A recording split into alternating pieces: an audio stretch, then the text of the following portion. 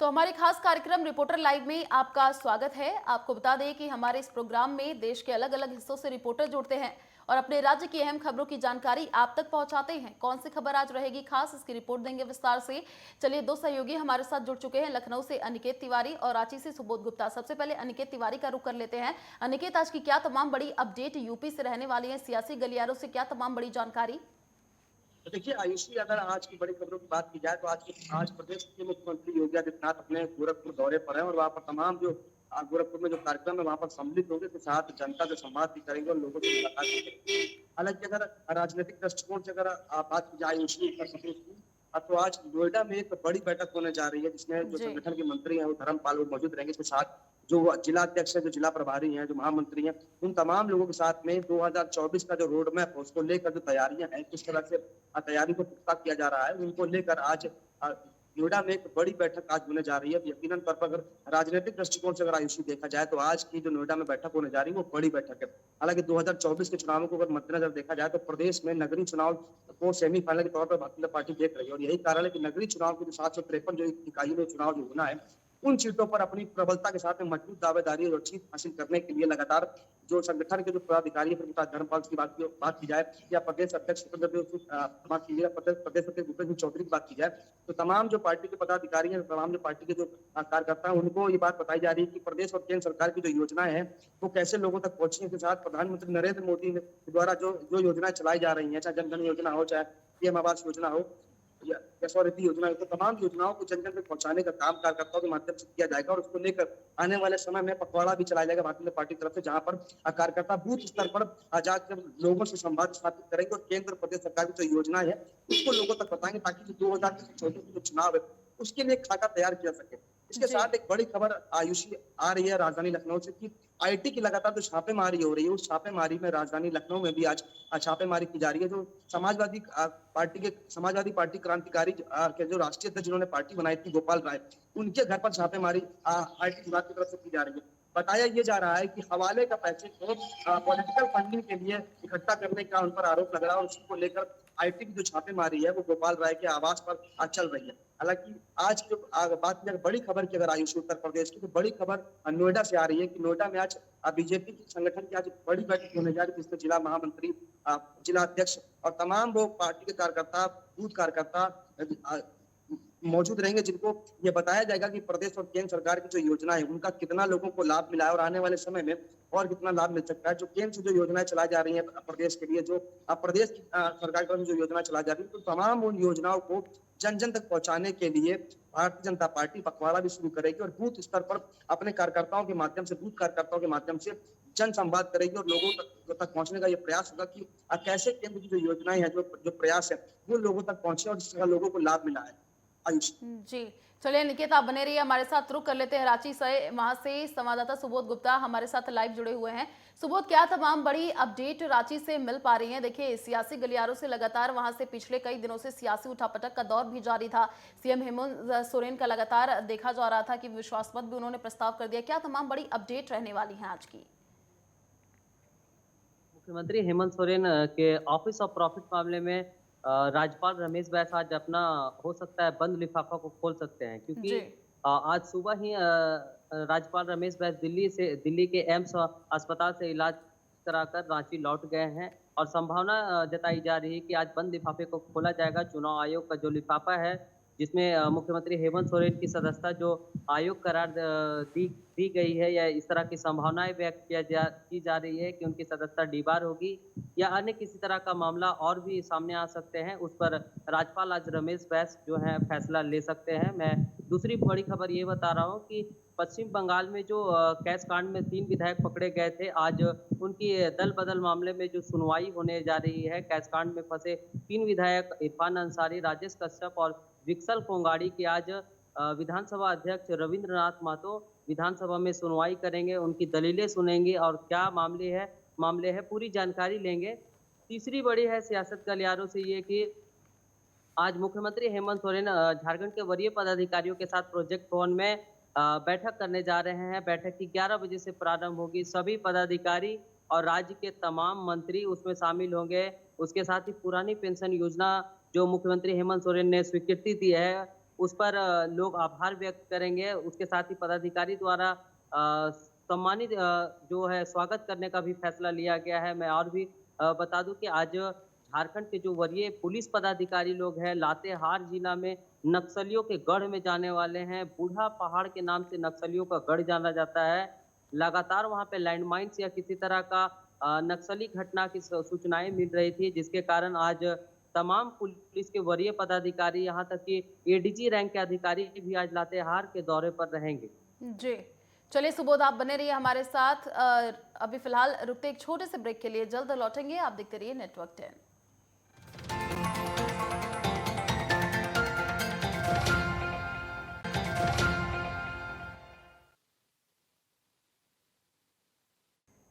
Break के बाद आपका स्वागत है। चलिए चंडीगढ़ का रुख कर लेते हैं। वहां से सहयोगी ईशा ठाकुर हमारे साथ लाइव जुड़ी हुई हैं। ईशा, आज की क्या तमाम बड़ी अपडेट चंडीगढ़ से रहने वाली हैं?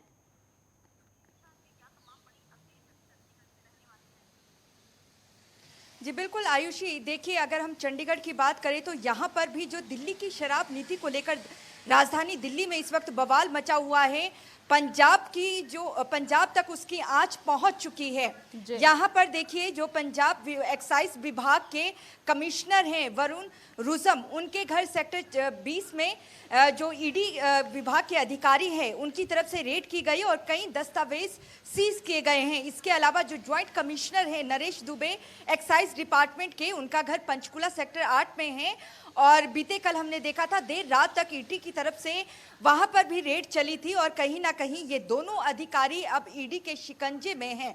क्योंकि देखिए जिस तरीके से अगर हम बात करें, दिल्ली मॉडल पर ही पंजाब में चुनाव लड़ा गया था और दिल्ली की ही जितनी पॉलिसी है वो पंजाब में लागू की जा रही है और दिल्ली की तर्ज पर पंजाब की शराब नीति बनाई गई। और जो बीजेपी के नेता हैं मजिंदर सिंह सिरसा, उनकी तरफ से पंजाब की शराब नीति को लेकर सीबीआई और ईडी को शिकायत भी दी गई थी और ऐसे में अब शिकंजा यहाँ पर भी कसता हुआ नजर आ रहा है।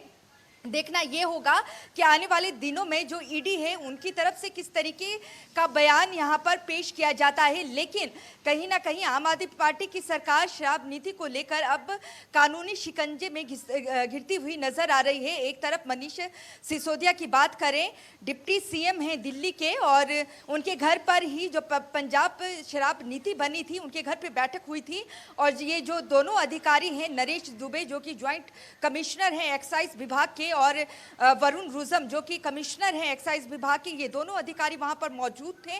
तो ऐसे में जो पंजाब की शराब नीति है उस पर भी कहीं ना कहीं शिकंजा कसता जा रहा है।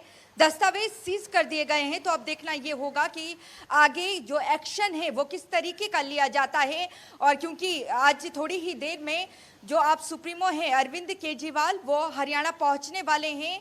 11 बजे वो हिसार पहुंचेंगे और 2 दिवसीय उनका दौरा है क्योंकि हरियाणा में भी विधानसभा चुनाव लोकसभा चुनाव के साथ ही होने हैं और हरियाणा में भी आम आदमी पार्टी चुनाव लड़ने वाली है। लेकिन अरविंद केजरीवाल के दौरे से पहले ही सियासत गर्मा चुकी है। एक तरफ शराब नीति को लेकर, वहीं एसवाईएल को लेकर। एसवाईएल की अगर बात करें, सतलुज यमुना लिंक नहर, ये बहुत ही पुराना विवाद है जो पंजाब और हरियाणा के बीच चल रहा है और सुप्रीम कोर्ट में केंद्र सरकार ने जो जवाब दाखिल किया है उसमें पंजाब के मुख्यमंत्री कैप्टन अमरिंदर सिंह पर आरोप लगाया गया है कि अप्रैल माह में उन्हें पत्र लिखा गया था कि वो सहयोग करें इस मसले को सुलझाने के लिए, क्योंकि सुप्रीम कोर्ट पहले ही कह चुका है कि हरियाणा के हिस्से का जो पानी बनता है वो पंजाब को देना होगा। लेकिन पंजाब के मुख्यमंत्री की तरफ से कोई पहल नहीं की गई। ये जानकारी सुप्रीम कोर्ट में केंद्र सरकार की तरफ से दी गई है।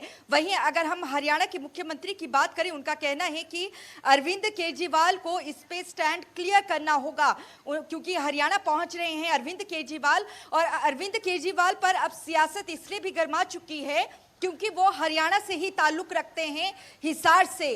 तो ऐसे में हिसार पहुंचने वाले हैं।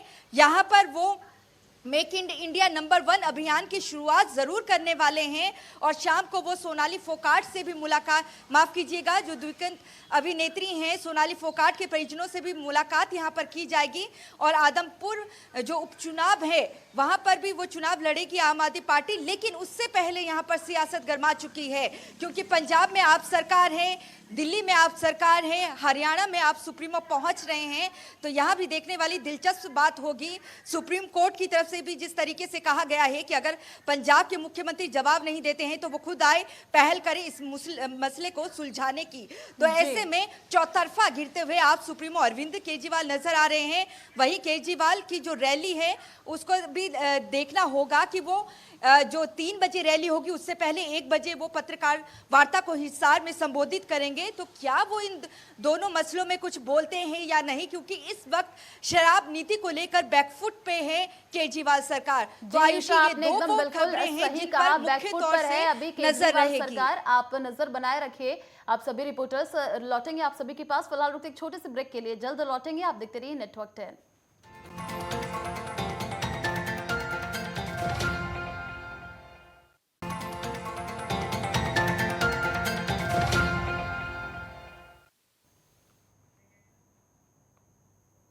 ब्रेक के बाद आपका स्वागत है। चलिए रायपुर का रुख कर लेते हैं। संवाददाता अनिल नेताम हमारे साथ लाइव जुड़े हुए हैं। अनिल, आज की क्या तमाम बड़ी अपडेट रहने वाली है और सियासी गलियारों से क्या तमाम बड़ी जानकारी अभी रायपुर से मिल पा रही है?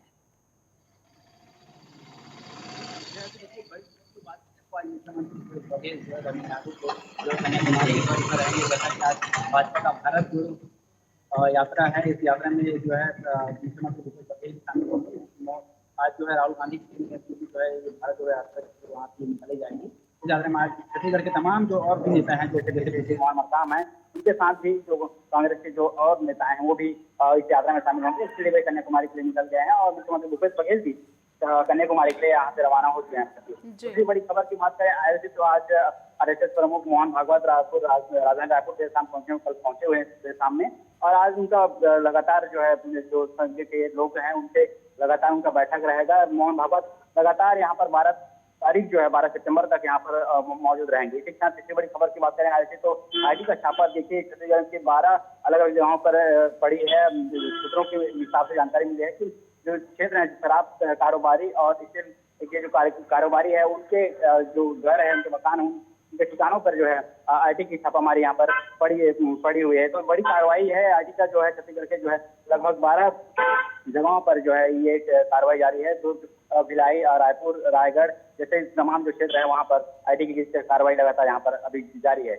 जी चलिए अनिल, आप बने रहिए हमारे साथ। जम्मू कश्मीर का रुख कर लेते हैं। संवाददाता अजहर हुसैन हमारे साथ लाइव जुड़े हुए हैं। अजहर, क्या तमाम बड़ी अपडेट जम्मू कश्मीर से मिल पा रही हैं?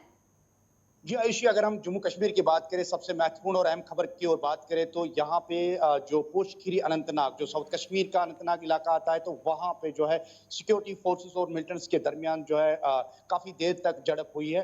तो बताया जाता है जिस तरीके से सिक्योरिटी फोर्सेस और एडीजीपी ने बताया, ट्वीट करके बताया कि कीरी पोस्ट इलाका है अनंतनाग का, वहां पे सिक्योरिटी फोर्सेस को ये इत्तला मिली थी कि कुछ मिलिटेंट छुपे हैं। बाद में सिक्योरिटी फोर्सेस, पुलिस, आर्मी ने मिलकर वहां पे एक सर्च ऑपरेशन शुरू कर दिया। जो ही जो सिक्योरिटी फोर्सेस है मुश्तबा मकाम पे पहुंची तो वहां पे मिलिटेंटों ने जो है सिक्योरिटी फोर्सेस के ऊपर फायरिंग स्टार्ट की और इसी फायरिंग के बाद में जो ये सर्च ऑपरेशन है ये एक एनकाउंटर में तब्दील हो गया। और इस दौरान जो है वहां पे जो मुकामी मिलिटेंट है दानिश भट्ट और बशीर नबी जो है उनकी हलाकत पेश आई है। और एडीजीपी ने जो ट्वीट करके बताया कि 9 अप्रैल 2021 को जो टेरिटोरियल आर्मी में काम कर रहा सलीम की, उसकी हलाकत में ये मुलविस था।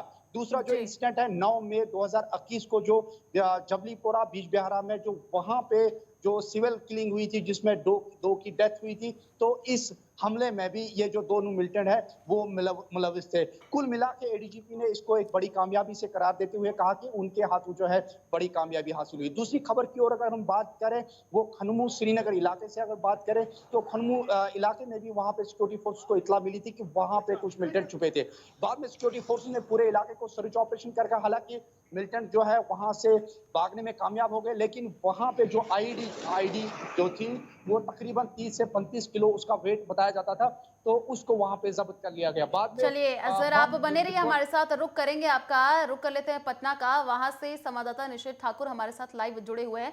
निशित, क्या तमाम बड़ी अपडेट अभी मिल पा रही है बिहार से? देखिए सीएम नीतीश का 3 दिवसीय दिल्ली दौरा, आज उनका लास्ट दिन है दौरे का, और ये काफी लोगों से उन्होंने मुलाकात की है, विपक्ष को एकजुट करने का संदेश दे रहा है। फिलहाल क्या जानकारी मिल पा रही है?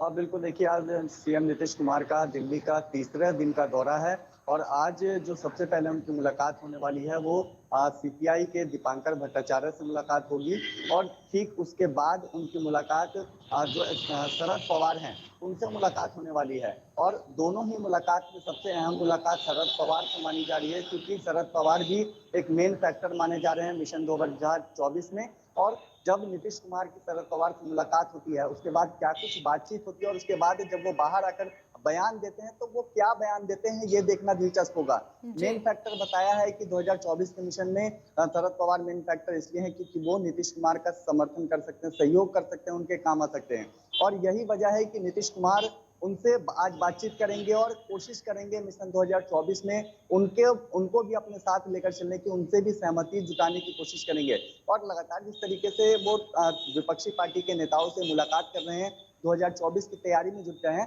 बेहद महत्वपूर्ण इसीलिए उनका 3 दिवसीय दौरा माना जा रहा है, क्योंकि इस 3 दिन के दौरों में नीतीश कुमार ने विपक्ष के कई नेता हैं जो उनसे मुलाकात की है। 2024 मिशन की जो तैयारी में लगातार जनता दल यूनाइटेड जुटी हुई है, उस मिशन के बारे में बातचीत हुई है, चर्चाएं हुई है और कहीं ना कहीं सहमति बनाने की कोशिश की जा रही है, एकजुट होकर लड़ाई लड़ने की कोशिश नीतीश कुमार की ओर से की जा रही है। और इसी के मद्देनजर तमाम जो विपक्षी पार्टी के नेता देश में हैं उनसे नीतीश कुमार मुलाकात कर रहे हैं और उनको एकजुट करने की लगातार कोशिश कर रहे हैं। दिल्ली से लेकर बिहार तक इसको लेकर के सियासत तेज है, क्योंकि नीतीश कुमार का जब दौरा जी शुरू देखिए हुआ तो निश्चित, उसके बाद 3 से ही दिवसीय दौरा सीएम नीतीश का काफी महत्वपूर्ण माना जा रहा है। विपक्ष के कई बड़े नेता से उन्होंने मुलाकात की। चलिए शुक्रिया तमाम जानकारी साझा करने के लिए। मुंबई का रुख कर लेते हैं, वहां से संवाददाता राहुल पुजारी हमारे साथ लाइव जुड़े हुए हैं। राहुल, क्या तमाम बड़ी अपडेट मुंबई से रहने वाली है? सियासत गलियारों की अगर बात कर ले तो क्या तमाम बड़ी जानकारी आज से मिल पा रही है आज की? जी जी जी आयुष, जैसे कि केंद्रीय गृह मंत्री अमित शाह जी का दौरे के बाद राजनीतिक हलचल यहाँ बहुत तेज हो चुकी है। जी हलचल बहुत तेज होती है और बीएमसी इलेक्शन की चुनाव का आहट आने लगी है, जो कि तारीख बहुत नजदीक आ गई है। और उसको देखते हुए अमित शाह ने जो आला नेताओं से, बीजेपी के नेताओं के साथ मीटिंग जो की, उसके बाद यहाँ सरगर्मियां बहुत तेज हो चुकी है। और यहाँ पे बीएमसी इलेक्शन की 227 सीटें हैं, तो उनका टारगेट जो लक्ष्य रखा गया, अमित शाह रख के गए हैं अपने दौरे के बाद, 150 जीतने का लक्ष्य रखे हैं। शिंदे ग्रुप के साथ मिलकर इलेक्शन लड़ने के ऐलान किया गया है। और ये भी ऐलान किया है कि शिवसेना और जो ओरिजिनल पार्टी है वो सर्टिफिकेट शिंदे ग्रुप को दिया है। अमित शाह ने कहा है कि जो ओरिजिनल शिवसेना है वो शिंदे ग्रुप है, उद्धव ठाकरे के ग्रुप नहीं है। लेकिन ये सुप्रीम कोर्ट में विचाराधीन है, देखते हैं आगे क्या होता है। लेकिन अमित शाह ने ये सर्टिफिकेट दे दिया है शिंदे ग्रुप को कि शिवसेना यही है, बाला साहब ठाकरे की शिवसेना यही है। आयुषी एक खबर और भी है कि यहाँ पे छत्रपति शिवाजी पार्क को लेकर घमासान मचा हुआ है। जो शिवसेना हर साल दशहरा मनाती है, दशहरा हर साल बहुत भारी संख्या में सैनिक इकट्ठे होते हैं और इसको मनाया जाता है। उसको देखते हुए बीएमसी में उद्धव ठाकरे ने अगस्त में ही अप्लाई किया था, लेकिन शिंदे ग्रुप ने सितंबर में अप्लाई किया। इसको देखते हुए यहाँ पे घमासान मचा हुआ, राजनीतिक गलियों में बहुत ज्यादा घमासान की ये छत्रपति शिवाजी जो मैदान है उसे किसे अलॉट किया जाएगा, इसको देखते हुए बहुत घमासान मचा हुआ है। और तीसरी बड़ी खबर ये है कि एमएलसी चुनाव आने वाले हैं, 12 एमएलसी सीट यहाँ पे खाली है। उद्धव ठाकरे ने एमएलसी चुनाव के लिए राज्यपाल को पत्र लिखा है कि 12 एमएलसी चुनाव के लिए नाम दिया गया है। वहीं दूसरी तरफ शिंदे ग्रुप ने एमएलसी चुनाव को सूची को रद्द करने के लिए राज्यपाल को लेटर लिखा है और अपना नई सूची भेजी है और बोला है कि शिवसेना हम ओरिजिनल शिवसेना हमको गौर किया जाए, जबकि राज्यपाल ने अभी कोई भी निर्णय नहीं लिया है। आयुषी जी चलिए राहुल, आप बने रहिए हमारे साथ। देहरादून का रुख कर लेते हैं, संवाददाता उपेंद्र सिंह राणा हमारे साथ लाइव बने हुए हैं।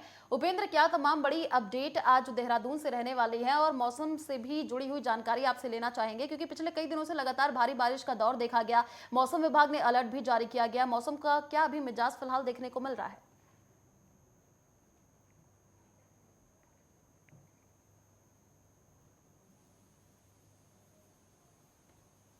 वो लगातार पंचायत चुनाव को जीतने में जुटी हुई है और जिस प्रकार से देखा जाए तो अभी भाजपा की ओर से लगातार जो है विपक्ष के नेताओं को पार्टी में शामिल करने में जो है भाजपा जुटी हुई है। आज की जिस तरह से बसपा के जो गुज्जर समाज के जो कद्दावर नेता है वो आज जो है भाजपा ज्वाइन करेंगे और मुख्यमंत्री पुष्कर सिंह धामी और जो हरिद्वार के सांसद हैं रमेश पोखरियाल निशंक, उनकी अध्यक्षता में जो है भाजपा की पार्टी मुख्यालय में जो है वो पार्टी में शामिल होंगे। तो लगातार जो है पंचायत चुनाव को लेकर संगठन को मजबूत करने में भाजपा जुटी हुई है और कई बार लगातार जो है जो विपक्ष के नेता हैं जो पहले विधानसभा चुनाव में पार्टी छोड़कर जो है कांग्रेस में चले गए थे, उनको जो है फिर से वापस जो है घर वापसी जो है इनकी कर रहे हैं। तो आज भी बसपा के जो कद्दावर नेता हैं 2 बार वो खानपुर से विधानसभा चुनाव भी लड़ चुके हैं। तो ऐसे में काफी बड़ा नाम जो है उनका माना जा रहा है, तो वो आज जो है वो पार्टी में शामिल होंगे। वहीं दूसरी बड़ी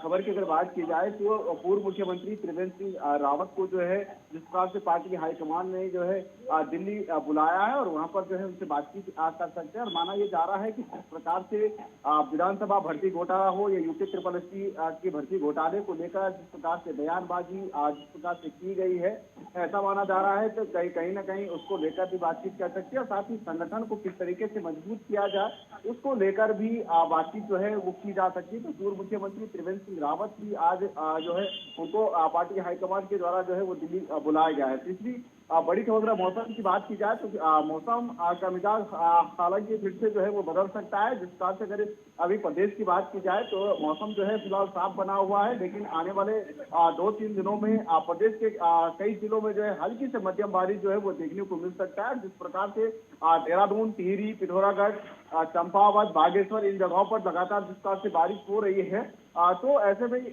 वहां पर भी हल्की से मध्यम बारिश जो है वो देखने को मिल सकती है। हालांकि सभी को अलर्ट पर रहने की जरूरत जो है वो निर्देश दिए गए हैं। जी उपेंद्र, देखिए मौसम विभाग ने लगातार अलर्ट जारी किया है, कई ऐसे जिले हैं जहां पर भारी बारिश का दौर देखा गया है। चलिए शुक्रिया तमाम जानकारी साझा करने के लिए। सभी रिपोर्टर्स का बहुत बहुत धन्यवाद हमारे साथ जुड़ने के लिए और अपने राज्य की तमाम बड़ी अपडेट को हमारे साथ साझा करने के लिए। चलिए फिलहाल रिपोर्टर्स लाइव में इतना ही। देश और दुनिया की तमाम बड़ी खबरों को देखने के लिए आप देखते रहिए नेटवर्क 10। जय हिंद।